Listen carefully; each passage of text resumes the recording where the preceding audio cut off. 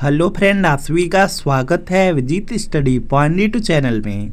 आज की इस वीडियो में यूपी एंट्रेंस एग्जाम 2026 के लिए हिंदी का प्रैक्टिस सेट करने वाले हैं। तो वीडियो को शुरू से लेकर अंत तक देखिएगा। चैनल पर नए चैनल को सब्सक्राइब कर लीजिएगा।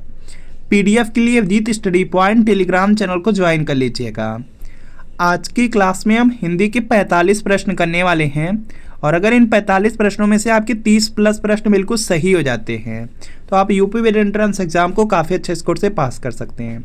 तो आज की क्लास से कितने प्रश्न आपके बिल्कुल सही हुए हैं या कमेंट आप जरूर कीजिएगा। आज की क्लास का आपका सबसे पहला प्रश्न है, आयुष्मान का स्त्रीलिंग क्या है? तो इसका देखिए आपको सही जवाब बताना है। जो आयुष्मान शब्द होता है, इसका जो स्त्रीलिंग शब्द होता है वह आयुष्मती होता है। तो यहाँ पर डी में देखेंगे आयुष्मती लिखा गया है, तो डी वाला आपका राइट आंसर होगा। हिंदी में आपसे प्रश्न पूछा जा सकता है कि हिंदी में लिंग के प्रकार कितने हैं या भेद कितने हैं? तो हिंदी में सिर्फ 2 ही लिंग है, पुल्लिंग और स्त्रीलिंग। यह पॉइंट आप लोग याद रखेंगे। अगला प्रश्न है कि निम्नलिखित में से कौन सा विकल्प विलोम की दृष्टि से सही नहीं है? विलोम की दृष्टि से सही नहीं है, इसका मतलब है कि आपसे गलत वाला पूछा जा रहा है। सुबुद्धि दिया गया, सुबुद्धि का असुबुद्धि लिखा गया, तो यह सही नहीं है, यह गलत लिया गया क्योंकि सुबुद्धि यहाँ पे सुबुद्धि नहीं बल्कि होता है सबुद्धि होता है, या सुबुद्धि भी होगा तो उसमें देखेंगे दुर्बुद्धि होता है। उसका जो विलोम शब्द होता है वह दुर्बुद्धि होता है। तो यहाँ पर देखेंगे पहला वाला गलत दिया गया है, तो यहाँ पे पहला वाला ही राइट आंसर हो जाएगा क्योंकि आपसे गलत वाला पूछा जा रहा है। तो पहला आपका यहाँ पे क्या है? आंसर है। इसके बाद देखेंगे उत्कर्ष का अपकर्ष विलोम होता है, यह तो सही है। आरोह का अवरोह होता है, यह भी सही है। कीर्ति का अपकीर्ति होता है, यह भी सही है। अगला प्रश्न है कि बाढ़ का पर्यायवाची नहीं है, तो इसका देखिए आपको सही जवाब बताना है। बाढ़ का जो पर्यायवाची शब्द है उसमें देखेंगे आपका विसिक होता है, सिलिमुख होता है, आसुग होता है, सारंग नहीं होता। सारंग नहीं होगा तो यहाँ पे ए वाला आपका राइट आंसर है। सारंग का जो पर्यायवाची शब्द होता है उसमें देखेंगे जैसे कोयल आ जाता है, हिरण आ जाता है, हाथी आ जाता है, सूर्य चंद्रमा आ जाता है, हंस आता है, सुंदर आता है, रंगीन आता है। तो ये सब सारंग के पर्यायवाची हैं। अगला देखते हैं प्रश्न, अयोगवाह कहा जाता है, तो इसका देखिए आपको सही जवाब बताना है। देखिए जो अयोगवाह है उसमें देखेंगे आपका अंग आता है और यहाँ पर अह आता है। तो यहाँ पर देखेंगे जो विसर्ग है, विसर्ग और अनुस्वार, यह सब आते हैं आपके अयोगवाह में। तो यहाँ पर देखेंगे विसर्ग दिया गया है, तो सी वाला आपका क्या होगा? राइट आंसर हो जाएगा। अयोगवाह कहा जाता है विसर्ग को। अगला प्रश्न है किस शब्द में तत्पुरुष समास है? तो इसका देखिए आपको सही जवाब करना है और यहाँ पे इसका राइट आंसर होगा मधुमक्खी शब्द में तत्पुरुष समास दिया गया है, तो मधुमक्खी हो जाएगा। ऑप्शन नंबर जो डी वाला दिया गया, डी वाला बिल्कुल राइट आंसर होगा। अगला देखते हैं, यहाँ पे प्रश्न आपका दिया गया है, बाकी के जो ऑप्शन दिया गया जैसे यहाँ पर देखेंगे आपको दिया गया त्रिभुवन दिया गया। त्रिभुवन में पहला पद संख्यावाची हो जा रहा है, तो यह देखेंगे द्विग समास होगा। और इसके बाद देखेंगे पीताम्बर दिया गया है, पीताम्बर दो जगह दिया गया है, पीताम्बर में बहुब्रीहि समास है, यह पॉइंट आप लोग याद रख लेंगे। अगला प्रश्न है तद्धित का संधि विच्छेद क्या है? तो इसका क्या आपको सही जवाब करना है और यहाँ पे इसका राइट आंसर होगा तत् धन हित से बनेगा तद्धित, जो कि सी में दिया गया, सी वाला आपका राइट आंसर है। अगला प्रश्न देखते हैं यहाँ पे कि मिट्टी के यहाँ पे माधे होने का अर्थ है, तो इसका देखिए आपको सही जवाब करना है। तो यहाँ पे इसका राइट आंसर हो जाएगा बहुत ही मूर्ख, बहुत ही मूर्ख हो जाएगा। तो यहाँ पर देखेंगे बहुत ही मूर्ख दिया गया डी वाले में, तो डी वाला बिल्कुल राइट आंसर है। अगला प्रश्न आपके सामने है कि वह बहुत अच्छा लड़का है, वाकई में वह कौन सा सर्वनाम है? तो इसका देखिए आपको सही जवाब बताना है। तो यहाँ पे इसका राइट आंसर होगा वह देखेंगे जो शब्द दिया गया है, वह बहुत अच्छा लड़का है, इसमें जो वह है यह निश्चयवाचक सर्वनाम है, तो यहाँ पे बी वाला बिल्कुल राइट आंसर हो जाएगा। वह से क्या हो जा रहा है? निश्चित हो जा रहा है। अगला प्रश्न है कि निम्नलिखित ध्वनियों की निर्दिष्ट विशेषताओं में कौन सा शुद्ध है? तो इसका देखिए आपको सही जवाब करना है। सभी लोग प्रयास करेंगे और राइट आंसर करेंगे। यहाँ पे दिया गया च के बारे में दिया गया है, च में दिया गया तालव्य है और महाप्राण है, तो यहाँ पर देखेंगे यह गलत दिया गया क्योंकि यहाँ पर देखेंगे जो च है इसका उच्चारण स्थान तो तालव्य होता है लेकिन महाप्राण नहीं होता है, यह अल्प प्राण यहाँ पे वर्ड है। अल्प प्राण का मतलब होता है कि वर्ग का जो पहला, तीसरा, पांचवा वर्ड होते हैं और महाप्राण का मतलब होता है जिसमें दूसरा या चौथा वर्ड हो। तो यह पहला है, तो यह आपका महाप्राण नहीं होगा बल्कि अल्प प्राण होगा। तो पहला यहाँ पे अशुद्ध वाला पूछा गया है, तो ए वाला ही क्या है आपका यहाँ पे आंसर है। बाकी के जो है उसको भी देख लेते हैं। जैसे यहाँ पे ख दिया गया, ख देखेंगे आपका यहाँ पे ख का जो उच्चारण स्थान होता है वह देखेंगे क वर्ग में ख आता है, और क वर्ग के जितने भी वर्ण हैं सभी का उच्चारण स्थान कंठ है, यह आप लोग जानते हैं। बाकी यहाँ पर देखेंगे जो ख है यह देखेंगे वर्ग का दूसरा वर्ण है, तो यह महाप्राण होगा, तो यह तो आपका सही है। त के बारे में दिया गया, त का उच्चारण स्थान दंत होता है, त वर्ग में जितने भी वर्ण हैं सभी का उच्चारण स्थान दंत ही होगा। और त देखेंगे यहाँ पे क्या है, वर्ग का पहला वर्ण है तो अल्प प्राण होगा, इसका मतलब यह भी सही दिया गया है। और इसके बाद यहाँ पे म दिया गया है, म का जो उच्चारण स्थान है पूरा जो प वर्ग है, प वर्ग में जितने भी वर्ण आते हैं सभी का उच्चारण स्थान ओष्ठ है, तो यहाँ पे ओष्ठ तो आपका सही दिया गया है। बाकी यहाँ पे यह सघोष भी है।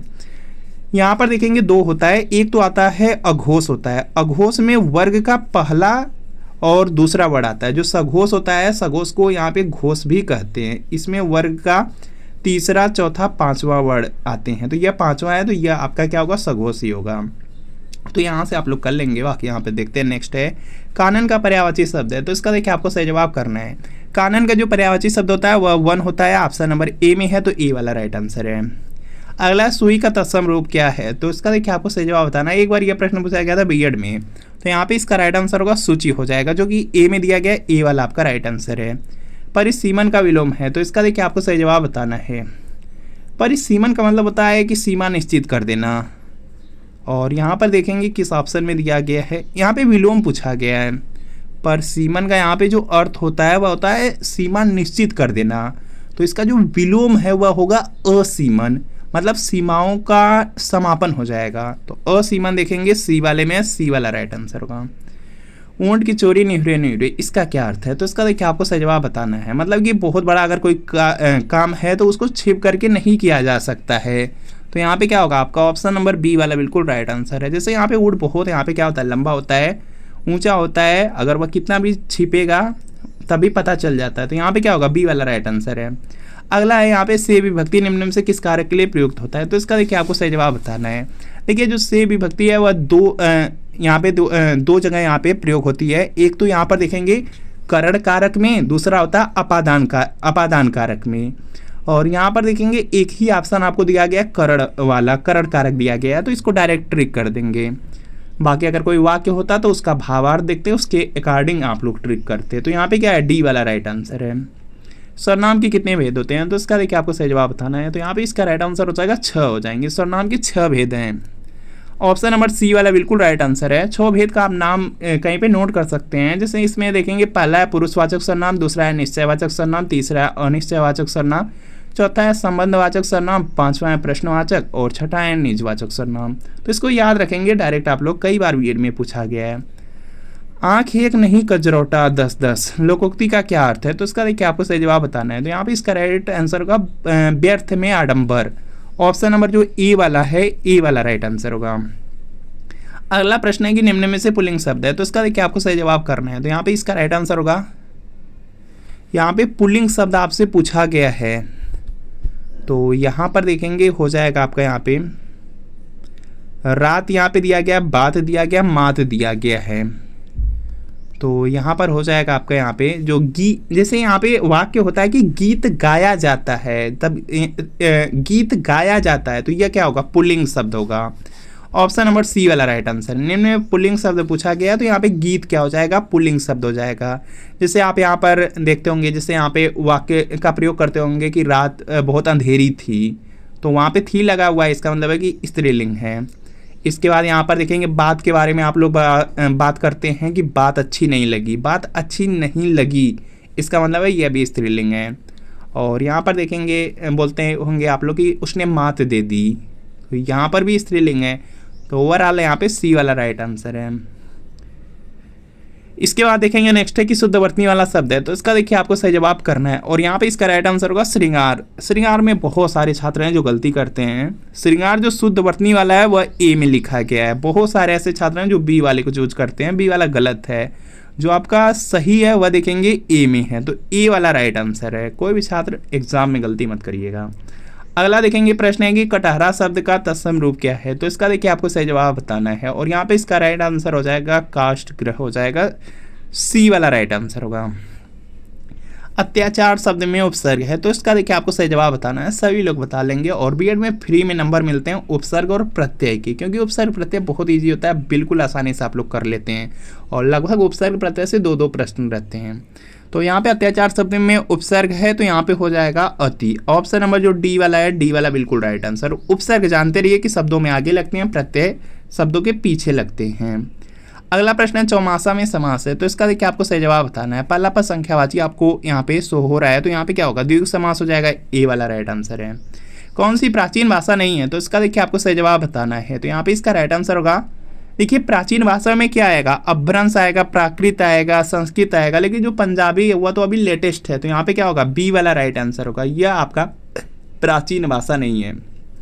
अगला देखते हैं प्रश्न आपका है यहाँ पे, ब्रज भाषा हिंदी की किस उपभाषा के अंतर्गत है, तो इसका देखिए आपको सही जवाब बताना है। जो ब्रज भाषा है वह देखेंगे जो पश्चिमी हिंदी है उसमें 5 आती हैं और 5 में देखेंगे ब्रज भी आएगा, तो यहाँ पे सी वाला राइट आंसर होगा। यहाँ पे क्या होगा, सी वाला राइट आंसर होगा।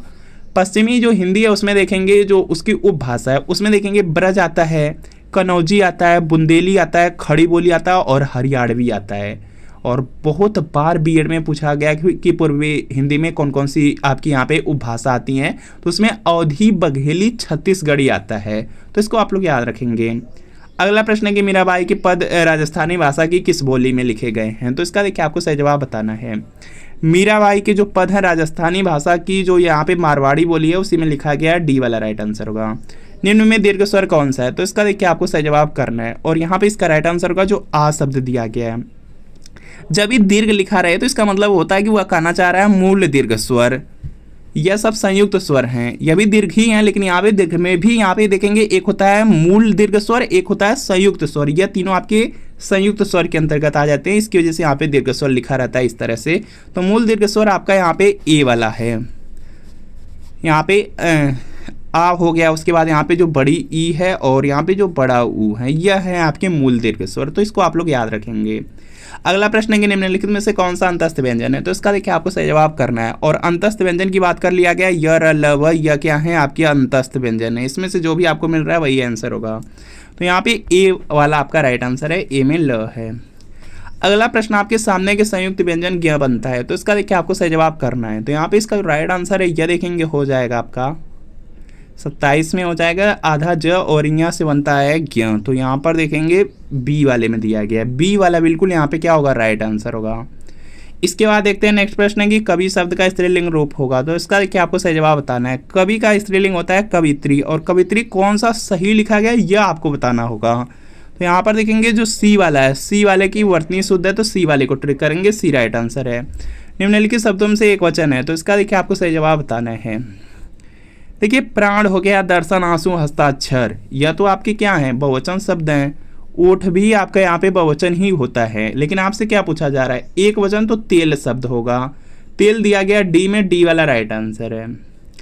जिस विकारी शब्द से संज्ञा की व्याप्ति मर्यादित होती है उसे कहते हैं, तो इसका देखिए आपको सही जवाब करना है और यहाँ पे इसका राइट आंसर होगा उसको विशेषण कहा जाता है। ऑप्शन नंबर बी वाला बिल्कुल यहाँ पे राइट आंसर होगा। अगला प्रश्न आपके सामने स्क्रीन पर है, सभी को प्रयास करना है जल्दी से आंसर करना है कि कर्म के आधार पर क्रिया के कितने भेद होते हैं, तो इसका देखिए आपको सही जवाब बताना है। कर्म के आधार पर क्रिया के 2 भेद हैं, अकर्मक क्रिया, सकर्मक क्रिया, तो 2 आपको जिस ऑप्शन में दिखे वही राइट आंसर होगा, डी वाला राइट आंसर है। संयुक्त क्रिया का उदाहरण कौन सा वाक्य है, तो इसका देखिए आपको सही जवाब बताना है। संयुक्त क्रिया, तो यहाँ पे हो जाएगा कि तुम प्रतिदिन पढ़ने आया करो, इसमें संयुक्त क्रिया हो जाएगा। ऑप्शन नंबर यहाँ पे सी वाला बिल्कुल राइट आंसर होगा। यहाँ पे क्या होगा, सी वाला बिल्कुल राइट आंसर होगा। अगला देखेंगे प्रश्न आपका दिया गया है कि लज्जा किस लेखक या लेखिका की कृति है, तो इसका देखिए आपको सही जवाब बताना है। तो यह है तस्लीमा नसरीन की है, तस्लीमा नसरीन दिया गया है बी वाले में, तो बी वाला आपका राइट आंसर होगा। अगला है कि भूतकाल के कितने भेद हैं, तो इसका देखिए आपको सही जवाब बताना है और यहाँ पे इसका राइट आंसर होगा भूतकाल के कुल 6 भेद हैं। 6 भेद में सामान्य भूतकाल, पूर्ण भूतकाल, अपूर्ण भूतकाल, आसन्न भूतकाल, संदिग्ध भूतकाल और एक और होता है हेतु मध्य भूतकाल, तो इस प्रकार से 6 हो जाएंगे। 6 बी में दिया गया, बी वाला राइट आंसर है। वाच्य कितने प्रकार के होते हैं, तो इसका देखिए आपको सही जवाब बताना है। सभी लोग प्रयास करेंगे, राइट आंसर करेंगे, इजी ये सब लोग लगभग कर ही लेंगे। वाच्य के 3 प्रकार हैं, तीन प्रकार हैं तो सी वाला राइट आंसर होगा। तीन प्रकार में कौन कौन से हैं? पहला कर्तृवाच्य, आप लोग जानते ही हैं, कर्मवाच्य, तीसरा भाववाच्य। अगला देखते हैं प्रश्न यहाँ पे कि कौन सा पद विकृत नहीं होता। तो इसका देखिए आपको सही जवाब बताना है। जो अव्यय होता है वह आपका विकृत नहीं होता है, तो यहाँ पे बी वाला बिल्कुल राइट आंसर हो जाएगा। जिस पर देखेंगे जो लिंग होता है, जो वचन होता है, पुरुष होता है, कारक होता है, जिस पर कुछ भी प्रभाव ही न पड़े उसको अव्यय कहते हैं। अगला देखते हैं प्रश्न यहाँ पे कि उत्पत्ति के आधार पे शब्द के कितने भेद हैं। तो इसका देखिए आपको सही जवाब बताना है। उत्पत्ति के आधार पे शब्द के 4 भेद हैं। ऑप्शन नंबर बी वाले में बी वाला आपका राइट आंसर है। यहाँ पे क्या दिया गया? उत्पत्ति के आधार पे शब्द के कितने भेद हैं, तो 4 हो जाएगा, बी वाले में दिया गया है और बी वाला राइट आंसर है। 4 में देखेंगे अगर बात कर लीजिए कौन कौन से हैं, तो उसमें तत्सम तद्भव जानते ही हैं, तीसरा है देशज और विदेशी, तो यही 4 हैं। निम्नलिखित में से गेहूं शब्द का तत्सम शब्द कौन सा है? तो इसका देखिए आपको सही जवाब बताना है। गेहूं और गोबर 2 पूछा जाता है। गेहूं का यहाँ पर गोधूम होता है और एक और पूछा जाता है गोबर का होता है गोमय। तो दोनों यहाँ पर क्या करना है आपको याद रखना है, इंपॉर्टेंट है। अगला देखेंगे प्रश्न की खिचड़ी किस प्रकार का शब्द है। तो इसका देखिए आपको सही जवाब करना है और यहाँ पे इसका राइट आंसर होगा देशज। खिचड़ी आपका यहाँ पे देशज शब्द है, तो यहाँ पे ए वाला राइट आंसर है। आविर्भाव का समानार्थी क्या है? तो इसका देखिए आपको सही जवाब बताना है। तो यहाँ पे इसका राइट आंसर होगा अवतरण हो जाएगा, डी वाला आपका यहाँ पे बिल्कुल राइट आंसर होगा। अगला प्रश्न आपके सामने है कि जिसकी पहले से कोई आशा न हो, इसके लिए एक शब्द है। तो इसका देखिए आपको सही जवाब बताना है। अप्रत्याशित हो जाएगा, जिसकी पहले से कोई आशा ना हो अप्रत्याशित हो जाएगा। ऑप्शन नंबर ए वाला आपका राइट आंसर है। इसके बाद भी 4 प्रश्न है, उससे पहले देख लीजिए बीएड एंट्रेंस एग्जाम 2026 के बारे में। यूपी बीएड एंट्रेंस एग्जाम आपका 31 मई को होने वाला है। 200 प्रश्न पूछे जाएंगे आपके एग्जाम में। 400 नंबर का आपका एग्जाम होगा। 250 प्लस नंबर रहेंगे, तो आपके मनपसंद के कॉलेज मिलेंगे। आप जिस जिले में जिस कॉलेज में एडमिशन लेना चाहेंगे वहाँ एडमिशन हो जाएगा। सरकारी प्राइवेट जो चाहेंगे वो मिलेगा। 250 प्लस नंबर अगर आपके आते हैं। और यूपी बीएड एंट्रेंस एग्जाम में बहुत सारे प्रश्न प्रीवियस ईयर क्वेश्चन पेपर से पूछे जाते हैं। जैसे जीके है, जीके में 50 प्रश्न आता है। 50 में देखेंगे लगभग 30 से 35 प्रश्न प्रीवियस ईयर पेपर से। हिंदी में आपका 50 प्रश्न लगभग 35 से 40 प्रीवियस ईयर पेपर से। रीजनिंग में भी 50 प्रश्न लगभग 35 से 40 प्रीवियस ईयर पेपर से। और आर्ट साइंस कॉमर्स कुछ भी हो उसमें भी लगभग 25 से 30 प्रीवियस ईयर पेपर से। तो कुल मिला जुला करके यूपी बीएड के लिए प्रीवियस ईयर पेपर जरूर पढ़िए। और यहाँ पर आपको मिल रहा है 2011 से लेकर 25 तक का प्रीवियस ईयर पेपर, जिसमें 15 साल के पेपर आंसर की के साथ एक्सप्लेनेशन, सॉल्यूशन, व्याख्या के साथ रहेंगे। सभी सब्जेक्ट रहेंगे, जीके, हिंदी, रीजनिंग, कला वर्ग, विज्ञान वर्ग। तो वीडियो के नीचे डिस्क्रिप्शन में जाइए, लिंक मिलेगी, लिंक को क्लिक करिए, नाम मोबाइल नंबर फिल करके सिर्फ 30 रुपये का पेमेंट कर दीजिए। 30 रुपये का जैसे पेमेंट करेंगे तुरंत प्रीवियस ईयर पेपर का जो PDF होगा डाउनलोड हो जाएगा। इससे तैयारी कर लेंगे, बीएड एंट्रेंस एग्जाम में बहुत ज़्यादा हेल्प मिल जाएगी। और लिंक से परचेज करने में अगर कोई भी प्रॉब्लम आ रही है या डायरेक्ट व्हाट्सअप से ही परचेज करना है, तो इसी व्हाट्सअप नंबर पर सिर्फ लिख देना है UP BEd entrance previous year paper, और व्हाट्सअप पे मैसेज कर देना है। जैसे मैसेज करेंगे रिप्लाई किया जाएगा। 30 रुपये की पेमेंट करनी होगी। जैसे पेमेंट करेंगे तो प्रीवियस ईयर पेपर आपको सेंड कर दिया जाएगा। तो इस व्हाट्सअप नंबर पर एक बार मैसेज जरूर कर लीजिए। नेक्स्ट प्रश्न है कि नयन का शुद्ध संधि विच्छेद है। तो इसका देखिए आपको सही जवाब करना है और यहाँ पे इसका राइट आंसर होगा नेधन, अन से बनेगा नयन बनेगा। ऑप्शन नंबर यहाँ पे ए वाला आपका बिल्कुल राइट आंसर है। इंपॉर्टेंट है, आप लोग याद रखेंगे। इसके बाद देखते हैं नेक्स्ट प्रश्न आपका है, सभी लोगों को कमेंट करना है कि इसमें कौन सी संधि है। यहाँ पे कौन सी संधि है, ऑप्शन भी आपको दे दिया जा रहा है। यहाँ पे गुण संधि है या वृद्धि संधि है या यड़ संधि है या आपकी यहाँ पे अयादि संधि है। इंपॉर्टेंट इसलिए आप लोग कमेंट जरूर कीजिएगा। यहाँ पर ABCD, तो यहाँ पे कमेंट में ABCD जो भी सही है उसको कमेंट जरूर करिए। चलिए अगला प्रश्न है कि निम्नलिखित में से वर्तनी की दृष्टि से शुद्ध शब्द कौन सा है। तो इसका देखिए आपको सही जवाब करना है। तो यहाँ पे इसका राइट आंसर हो जाएगा आभ्यंतरिक हो जाएगा। शुद्ध पूछा गया सी वाला, यहाँ पर देखेंगे सही लिखा गया है, सी वाला राइट आंसर होगा। अगला है कि इनमें से कौन सा विराम चिन्ह ऐसा है जो हिंदी में अंग्रेजी भाषा से नहीं लिया गया है। तो इसका देखिए आपको सही जवाब करना है। यहाँ पर देखेंगे इसका राइट आंसर होगा यहाँ पे जो पूर्ण विराम है। यहाँ पे इंग्लिश और हिंदी में देखेंगे जो आपका यहाँ पे अल्प विराम है या देखेंगे आपका यहाँ पे सेम है। क्वेश्चन मार्क, प्रश्नवाचक दोनों आपका हिंदी इंग्लिश में सेम होता है। और एक होता है आपका यहाँ पे अर्धविराम। अर्धविराम इंग्लिश में हो या हिंदी में हो सेम होता है, लेकिन जो यहाँ पे पूर्ण विराम होता है वह देखेंगे हिंदी में इस तरह से बनता है, यह देखेंगे पूर्ण विराम है। और अगर इंग्लिश में पूर्ण विराम देना हो तो उसके लिए फुल स्टॉप देते हैं। फुल स्टॉप इस तरह से यहाँ पे एक बिंदी बना देते हैं, वही फुल स्टॉप होता है। तो यहाँ पर देखेंगे इसमें दिया गया अंग्रेजी भाषा से नहीं लिया गया है, तो यह देखेंगे आपका यहाँ पे हिंदी में अंग्रेजी भाषा से नहीं लिया गया है, तो यही आपका क्या होगा, डी वाला राइट आंसर होगा, क्योंकि यह अंग्रेजी से नहीं लिया गया है। अगला देखते हैं प्रश्न की खड़ी बोली को प्रथम महाकाव्य कौन सा है। खड़ी बोली का प्रथम महाकाव्य पूछा जा रहा है, तो यहाँ पे इसका राइट आंसर होगा प्रिय प्रवास हो जाएगा। और जो प्रिय प्रवास है वह अयोध्या सिंह उपाध्याय हरिऔध की यहाँ पे रचना है, यह भी आप लोग याद रखेंगे। तो यहाँ पे बी वाला राइट आंसर है। तो फ्रेंड आपको बताना है कि इन 45 प्रश्नों में कितने प्रश्न आपके बिल्कुल सही हुए हैं, यह कमेंट आप जरूर कीजिएगा। वीडियो अच्छा लगा हो वीडियो को लाइक करिए, चैनल पर नया चैनल को सब्सक्राइब कर लीजिए। मिलते हैं फ्रेंड आपसे नेक्स्ट वीडियो में।